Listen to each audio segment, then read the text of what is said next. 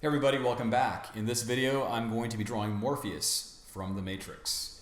And throughout the process, I will share some of my tips and techniques that can possibly be put to use in your own work. So let's go ahead and get started. So the first tip I will give you here is that you want to pick a reference whenever possible that has a broad tonal range. If you look at the reference photo here, we can see that Morpheus has really light values on his forehead and his nose, and we have really dark values that are almost silhouetted that are on the left side of his face. And that constitutes a broad tonal range where you're going from white to medium values all the way to black. And when you have that, it becomes a little bit easier, especially when you're new to drawing portraits. It allows you to have landmarks and areas of measurement that you can check your work against. And with the sketch process, I'm constantly looking back at the reference, comparing what I've drawn, checking to see relative placement. It's helpful to have the reference in the same Photoshop composition. Some of you might have multi-display setups where you have the reference on a different monitor.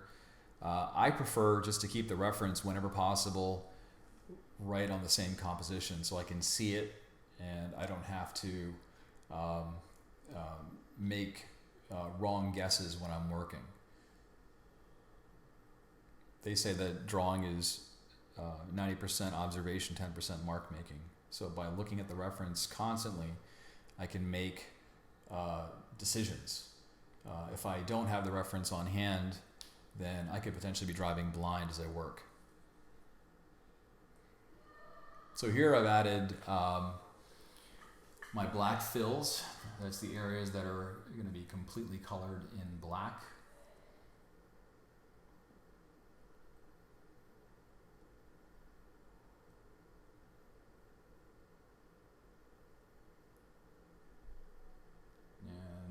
Close some gaps here so I can add a black fill for his left side.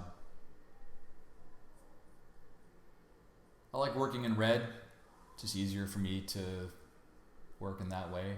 It represents more of an intermediate stage, and typically what I'll do is I'll take that red drawing and tighten it up, and then use the hue saturation and drop the saturation all the way down to where the red turns into black. I tend to reuse a lot of my pencils. And this makes sense for a quick sketch. I think this took me about 15 minutes or so, and I've sped up the video 400%.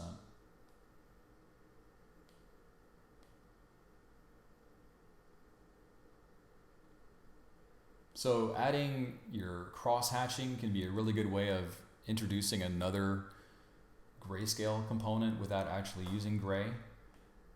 You can see here that I've got some hatching marks on Morpheus's forehead, under his nose, areas that are not receiving direct light and that are a bit darker.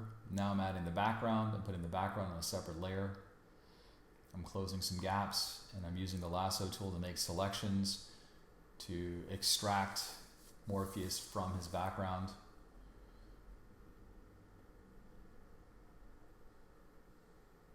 And I will now begin considering color. I'm using the True Grit texture supply, halftone patterns.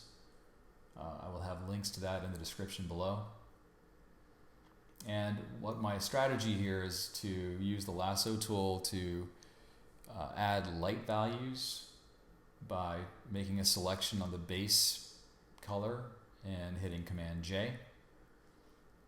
And then I can use the hue saturation and adjust the lightness and saturation accordingly. I talk about that in a lot of my earlier videos. It's just a fast way to work. I don't really spend a lot of time in the colors panel or the swatches panel when I'm working like this. Here I'm making a very sloppy selection around Morpheus's jacket. I can make a sloppy selection because that's the lowest layer of the composition. And I'm going back and I'm adding my highlights.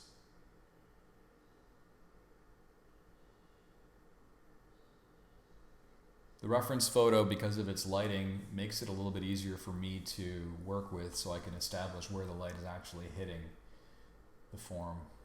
And it's something I would recommend for folks that are intermediate artists or beginner artists. You know, when you're studying, obviously it's helpful to have a live model, but sometimes that's just not possible. And so here I'm just adding some green lines to kind of give this piece a little bit of movement. And I will finally touch up by adding some reflections to his glasses.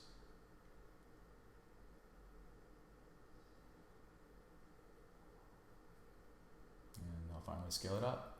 So hopefully you found this video to be informative. Let me know what you think. Let me know what you'd like to see for my next video. Put some comments down. Appreciate you watching. See you in the next video.